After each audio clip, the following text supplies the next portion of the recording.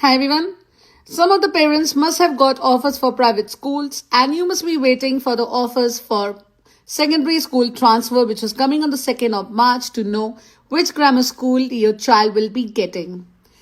This is the time the parents are really nervous and they are very anxious to decide which school is best for your child.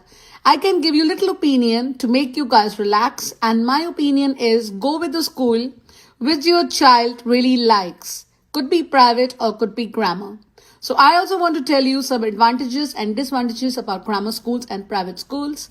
If you're looking for private schools, remember that if you're getting scholarship, then also you have to pay for fees, that is for taking them for trips or something or the other.